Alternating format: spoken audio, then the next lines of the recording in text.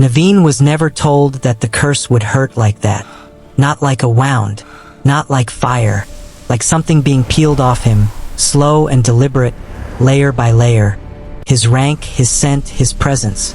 Everything that made other Omegas drop their gaze when he walked into a room. Gone. Just gone.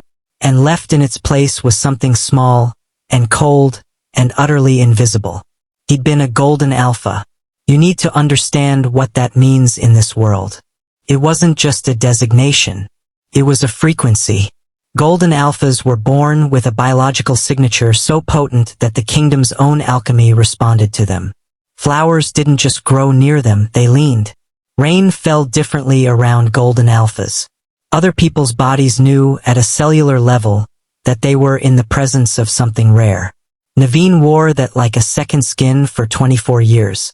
And then the shadowman took it in about 40 seconds. The bayou. That's where it started. Not in the palace. Not at some dramatic crossroads. The bayou at dusk, which is the most ordinary and dangerous time for extraordinary things to happen. Naveen had gone there on a dare from his own arrogance. Someone at court had mentioned the alchemist who lived in the mist past the southern waterline, the one who could supposedly amplify an alpha's bond potential, double it, make you irresistible even to Omegas already bonded to someone else. Naveen didn't need that. He knew he didn't need that. He went anyway because that's exactly who he was. The kind of man who already had everything and still showed up wanting more.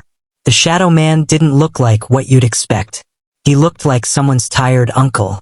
He had gentle eyes and a voice like warm tea. He smiled at Naveen like he recognized him. Not as a prince, but as something specific. Something he'd been waiting for.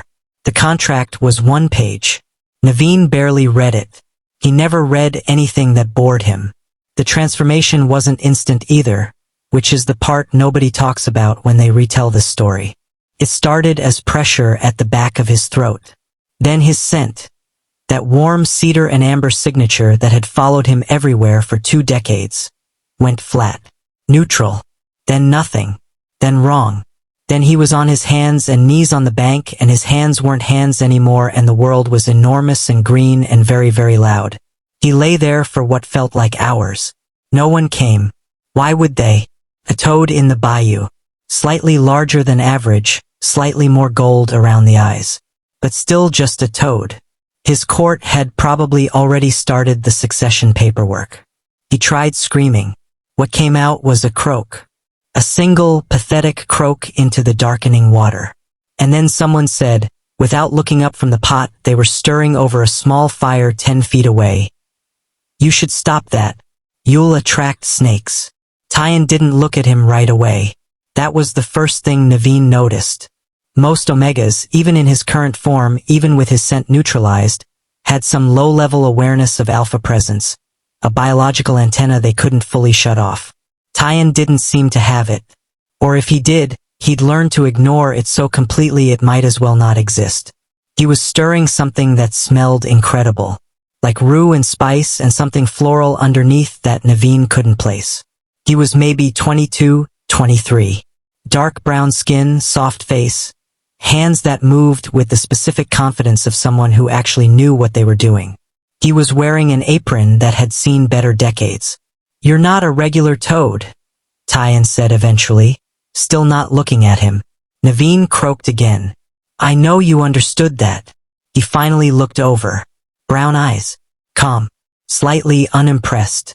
"I've been cooking in this bayou since I was 9 years old, and I know what regular toads sound like. You're responding to language." A pause. "Blink twice if I'm right." Naveen blinked twice. Tyann went back to stirring. "Okay. That's a problem. Here's what you should know about Tyann. He was what the kingdom called a wasteland Omega, which sounds poetic and isn't. It was a classification, a formal, documented, legally recognized classification, given to Omegas whose biological profile was considered disruptive. Too potent. Too unregulated. Wasteland Omegas produced a scent that didn't follow the standard social chemistry.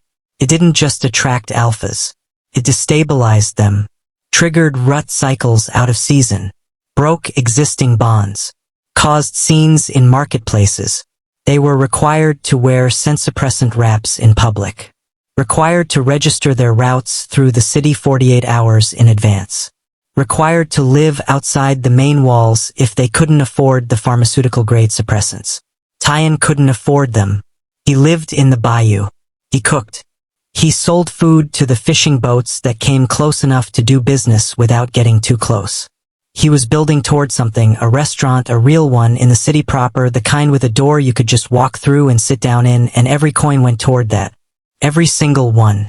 He was not looking for complications. He was not looking for a cursed prince.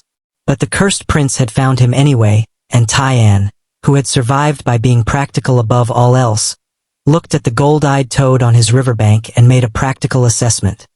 This creature was valuable to someone. Valuable creatures could be leveraged. He wasn't cruel about it. He was just honest. "I'm going to help you," he said. "But not for free." The deal was clean. Naveen would tell Tyann everything he knew about the curse, including where the cure might be, because all alchemical curses had a counterpoint. That was the law of equivalent exchange. And in return, Tyann would carry him to the midnight market at the bayou's far edge, where the old voodoo healers traded in things the kingdom pretended didn't exist. If they found the cure, Naveen would use whatever royal resources remained to him to fund Tyann's restaurant. Fully. No questions. Naveen agreed immediately. He would have agreed to almost anything, which Tyann could probably tell, and which Tyann deliberately did not exploit further. That small restraint said more about Tyann's character than 100 good deeds would have. They left the next morning. The bayou is long. That's not a metaphor. It genuinely takes days to cross if you're going to the far edge, and even longer if you're navigating the old paths that stay hidden from the kingdom's sight. Tyann knew them all. He'd grown up in this water. He moved through it like a language he'd been speaking since birth. He carried Naveen in a small clay pot with holes in the lid, which was indignant on every level but functional. They talked. That surprised Naveen most. Not the carrying, the talking. He'd assumed Tyann would be quiet. Closed. Omegas of Tyann's designation were usually guarded to the point of silence. The social cost of saying the wrong thing to the wrong alpha was too high. But out here, with no one to hear them, Tyann talked. About the food. About the restaurant he was designing in his head, the menu he'd been refining for years, the specific way he wanted the dining room to smell when you first walked in. Not just like food, but like welcome. Like someone expected you. Naveen, who had eaten in every palace and fine establishment in 3 kingdoms and had never once thought about whether he felt expected, found himself listening with an attention he didn't usually give anyone. "You're serious about this?" he said one evening, through the pot, which gave his voice an embarrassing echo. "I'm always serious about it," Tyann said. "Most Omegas with your designation." "Don't," Tyann said. Quiet. Not angry. Just done. Naveen stopped. After a moment, "I'm sorry." Tyann didn't respond, but he moved the pot into a patch of moonlight where it was warmer, and didn't say anything else about it, which Naveen slowly understood was its own kind of acceptance. The third night, the rut started. Naveen felt it before he understood it. A heat behind the eyes. A pressure in his chest that wasn't emotional, wasn't fear, was entirely biological and entirely inconvenient. His body, this wrong body, this small, cursed body, was cycling. He'd forgotten that curses were never clean. They didn't pause your biology. They just put it in a different container.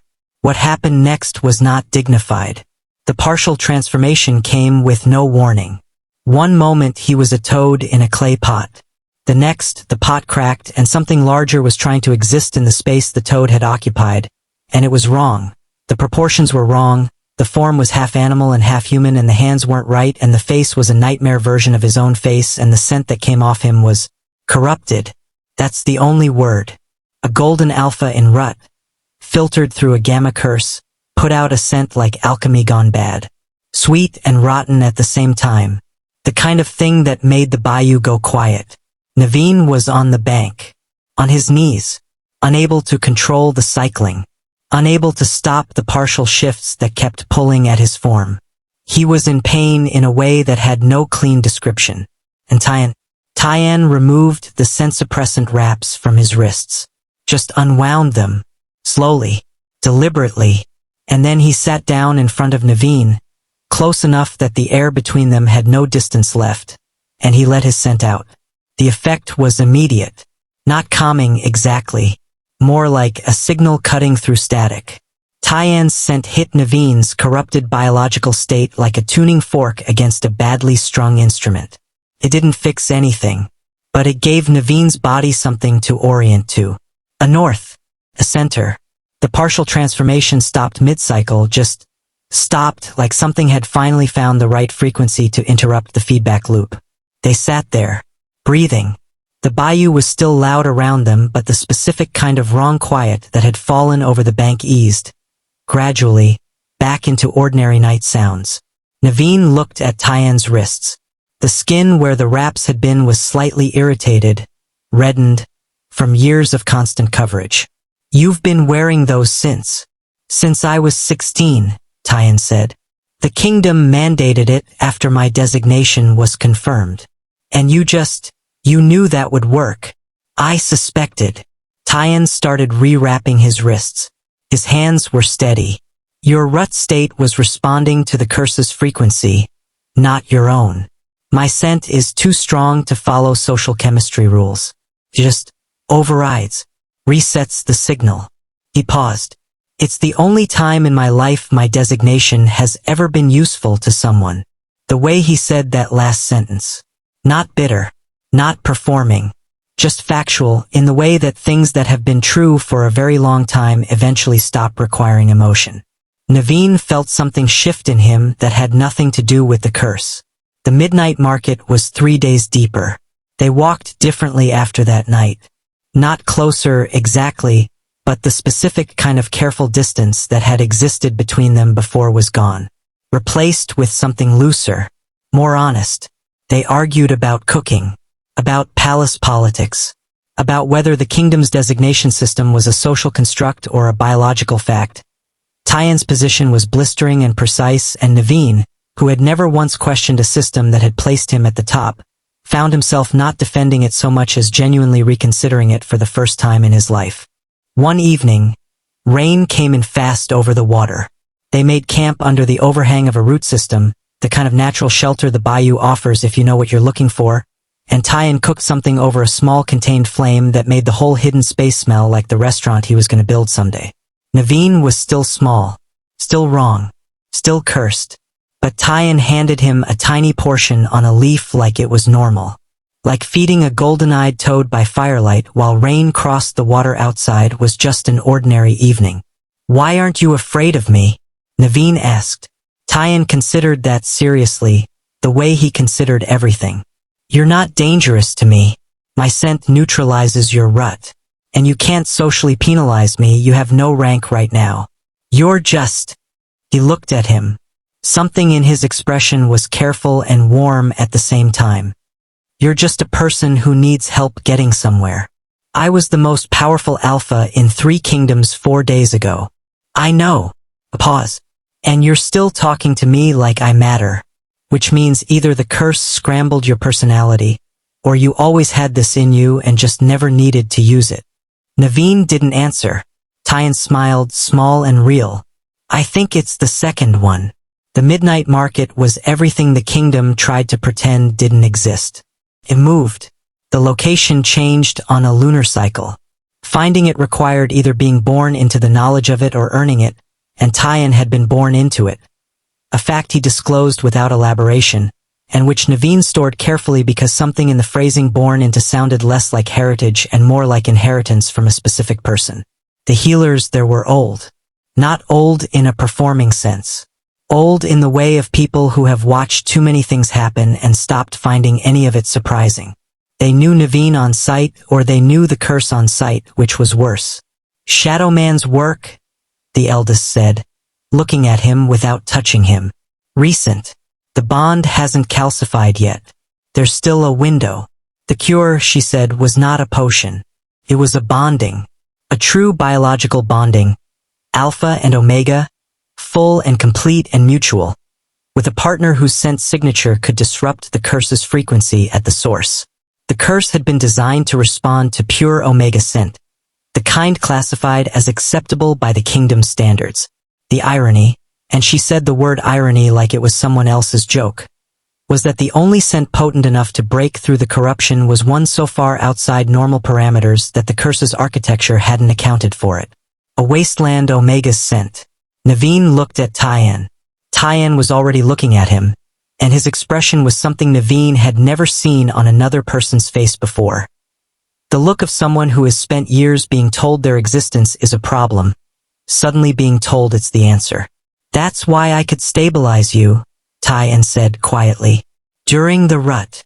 Yes, the healer said. You were already partway there and didn't know it. Tyann said no. Not immediately. He walked to the edge of the market, past the stalls and the fires and the sound of water moving in the dark, and he stood there for a long time. Naveen didn't follow him. He waited because following felt like pressure, and Tyann had been pressured by enough things for enough years. When Tyann came back, he sat down and was quiet for another stretch of time. This isn't the deal we made, he said finally. No, Naveen said. What we made was, you tell me where to find the cure, I carry you there, and I get funding for the restaurant. Yes. You didn't tell me the cure was me. I didn't know. Tyann looked at him. I believe you. Another long silence. If I do this, Tyann said, it's not because of the restaurant. The restaurant was always going to happen. I was always going to find the money somehow. He paused. If I do this, it's because I want to. Because this past week has been, despite everything, the most honestly I've ever been treated by another person. And I know that's a low bar. But it's mine. Naveen felt the weight of that sentence in a place that wasn't physical. Tyann, I'm not finished. He met his eyes directly. If I do this, you don't get to walk back into the kingdom and forget what you learned out here. About the designation system. About what it does to people. You have to carry this with you. I will. That's not a promise that means anything right now. You don't even have your body back. I know. I'm making it anyway. What happened between them that night in the bayou, I'm not gonna rush past. Tyann unwrapped his wrists for the second time, and this time it wasn't an emergency measure. It was a choice. His scent came out full and unheld, and it was extraordinary. Not dangerous the way the kingdom described it. Not disruptive. It was deep and sweet and warm and ancient, like something the earth made before humans decided to classify it. Like the bayou itself distilled. Naveen's form began to change. Not the corrupt, painful partial transformation of the rut night. Something different. Something that moved from the inside out. Like the curse was being answered in a language it hadn't expected and didn't know how to hold against. They came together with the specific tenderness of two people who have spent days learning each other's edges. Slowly. Without performance. Tyann's hands were gentle and certain in the way his hands were always certain when he was doing something that mattered. Naveen as himself again. Partially, then more fully, held Tyann with the confused wonder of a man who had touched hundreds of people and never once felt the specific texture of being known. The bonding was real. Not transactional. Not just biological. The kind that the old alchemists wrote about and the kingdom tried to legislate out of existence because it didn't fit neatly into designation hierarchies. The kind that doesn't ask permission from social structures. When it was done, Naveen was fully himself. He lay in the bayou dark with Tyann's head against his chest and his scent in the air around them like something permanent, and he understood, not theoretically but bodily, that whatever life he'd been living before the curse, he wasn't going back to that version of it. The letter arrived in the morning. Slipped under the door of the healer's outpost where they'd slept. No address on the front. Just a small symbol in the corner. A shadow cast at an angle that didn't match any visible light source. Tyann recognized it without picking it up. He'd gone very still in the way of a person who recognizes something they spent years trying not to recognize. Tyann. He didn't say anything for a moment. Then, I grew up in the bayou. You know that. My mother died when I was 6. My father, he stopped. Started again. My father left before that. Or I thought he left.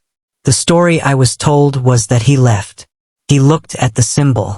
I know that mark. The shadowman. He used to send letters when I was a child. My uncle would burn them and tell me they were from no one important. He paused. I don't think my uncle was protecting me. I think he was protecting himself. Naveen opened the letter. It was short, clinical. The kind of short that meant the writer knew they had leverage and wanted you to feel the weight of it before they explained it. The bonding is complete. As anticipated. The child you carry, and you do carry one, Omega, your body confirmed it the moment the bond sealed, will inherit the golden alpha lineage in full. I built this curse for that inheritance. I built it before you were born. You are not a side effect of my work. You are the purpose of it. Come home. Tyann's father hadn't abandoned him. He'd planted him. This is the part of the story where everything the audience thought they understood gets turned over. Because Tyann wasn't a random wasteland Omega unlucky enough to be born with a powerful scent. His designation wasn't an accident of biology. His father, the shadowman, the alchemist, the man who had cursed Naveen in the first place, had engineered his son's scent signature. Had built into it the exact frequency required to break alchemical curses. Had spent 20 years positioning Tyann in the bayou, quietly like a piece on a board, to be in precisely the right place when the right target came along. The restaurant dream. The precision of Tyann's location. The specific knowledge of the midnight market, the paths, the healers. All of it. Not a life Tyann had built himself. A life that had been designed to produce this outcome. Naveen watched Tyann process this. He didn't try to interpret it for him. He just stayed close enough that Tyann knew he wasn't alone in it, and far enough that Tyann had room to breathe. I need to know, Tyann said finally. If any of it was mine. What do you mean? The cooking, the restaurant, the feeling. He stopped. Did I want those things? Or did he build me to want them so I'd stay in the bayou waiting? Naveen was quiet for a moment. Then, I can't answer that. You'll spend years answering it. Maybe your whole life. A beat. But I know what I saw this week. The way you cook. The way you move through this water. The way you talked about that dining room, about making people feel expected. He shook his head. You can't manufacture that. He could engineer your designation. He couldn't engineer what you became inside it. Tyann looked at him. That's yours, Naveen said. All of it. I swear that's yours. They went to find the shadowman. Not because the letter told them to. Because Tyann was carrying a child that his father had designed this entire architecture to possess. And that was not something either of them was willing to accept lying down. The confrontation wasn't clean and it wasn't fast. The shadowman met them at the bayou's heart. In a space that didn't appear on any map. Lit by a light that came from no source. He looked, still, like someone's tired uncle. He looked at Tyann with an expression Naveen read immediately as the specific pride of a craftsman looking at something he built. You should be thanking me, he said. I gave you purpose. You gave me a cage, Tyann said. A comfortable one. A beautiful one. He gestured at Naveen. A profitable one. He's not profit. He's lineage. The shadowman's voice dropped its warmth entirely. Underneath the warm tea voice was something much older and much colder. Golden alpha bloodlines don't transfer through combat or treaty. They transfer through bonding. Through children. I've spent 30 years trying to access that lineage through legal channels and the kingdom's aristocracy closed every door. So I built my own door. He looked at Tyann calmly. I built you. Tyann took one breath. Then he unwrapped his wrists. Not slowly this time. Fast. And the scent that came out was not the intimate, deep warmth of the night before. It was something else entirely. The same frequency but at a volume the man had clearly never calculated for, never tested, because you can't test a weapon against the person you designed it for. The shadowman's alchemy responded to it like a system encountering a variable it wasn't programmed to handle. His curses, every thread of the working he'd built across 3 decades, unraveled simultaneously. Not dramatically, not like an explosion, like a tapestry with the wrong thread pulled, a quiet, total, irreversible collapse. He aged 30 years in about 4 seconds. He sat down on the bayou ground, suddenly a very old man, and he looked at his son, and Naveen watched something move across his face that might have been, in another universe, in a version of this story that ended differently, regret. Tyann looked at him for a long time. "I'm not going to let you have my child," he said. "But I'm not going to let you die out here alone either. Because despite everything you are, you're still my father. And I don't want to be the kind of person who leaves people alone in the dark." He paused. "Even people who deserve it. They got him to the edge of the market. They never saw him again." The kingdom was loud when Naveen came back. The disappearance of a golden alpha was not something courts handled quietly. There were celebrations and political crises in equal measure, and a very long debrief with the royal council that Naveen sat through with extreme patience and then immediately began dismantling. He announced 3 things in his first week back. The mandatory scent suppression registry for Wasteland Omegas was dissolved. Permanently. He had the records burned, which was symbolic rather than functional, but symbolism mattered. The designation classification system was ordered under full independent review, with an Omega majority committee, which caused a week of outrage in the aristocratic tier and which Naveen found he genuinely did not care about. And third, he announced his bonded partner to the court, by name and by designation, without apology or explanation. The hall was silent for approximately 7 seconds. Then the head of the royal council cleared his throat and said carefully that this was unprecedented. "I know," Naveen said. "That's why I'm doing it." Tyann's restaurant opened the following spring. It was in the city proper, a short walk from the main gate, with a dining room that smelled, when you first walked in, like welcome. Like someone had expected you. It had no aristocratic patrons in the first season. Then 2. Then a waiting list. Then a reputation that crossed the river. Naveen ate there every week he was in the city, at a corner table near the window, and he always ordered whatever Tyann wanted to cook that day. Not from the menu. Tyann never told him in advance. It showed up and Naveen ate it, and the specific look on his face when he tasted something new was, according to the restaurant staff, who discussed it quietly among themselves, the most honest thing about the prince they'd ever seen. Their son was born in autumn, on a day when the bayou mist came into the city, which happened once every few years and which the old people said meant something. He had Naveen's gold-touched eyes and Tyann's hands. He could, apparently, detect when food had been seasoned incorrectly from across a room. Nobody classified his designation for years, because nobody could agree on what to call what he was. Eventually Tyann suggested they just let him be whoever he turned out to be without a category pinned to him before he was old enough to have a word for himself. The council objected. Naveen overruled them. Sometimes, late in the evenings, when the restaurant was closed and the city was winding down and the mist was back on the water, Tyann would stand in the kitchen doorway and look out at the bayou visible from the far end of his building. He'd unwrap his wrists. He did that now when it was just them, because the suppression wrap was a choice and not a requirement, and that distinction mattered, and he'd let his scent sit in the air around him like something that belonged there. Naveen always knew when he was doing it. He'd come find him, every time, like something biological and uncomplicated. They'd stand there together and not say much. Because the thing about people who went through what they went through is that eventually they don't need to keep narrating it to each other. They just need to stand close enough that the other person can feel them. The bayou doesn't care about designations. It never did. It just moves. Everything it swallows, it carries somewhere eventually. That's the thing about water. It's not cruel.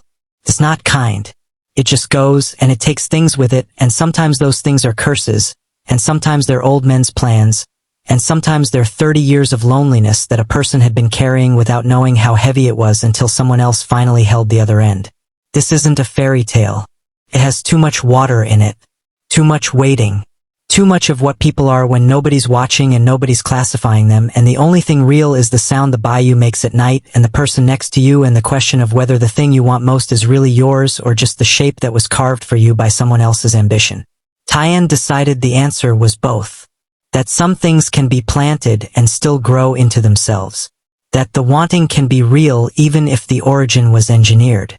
That you can be someone's plan and still, in every way that matters, be your own. He cooked that morning. He would cook again tomorrow.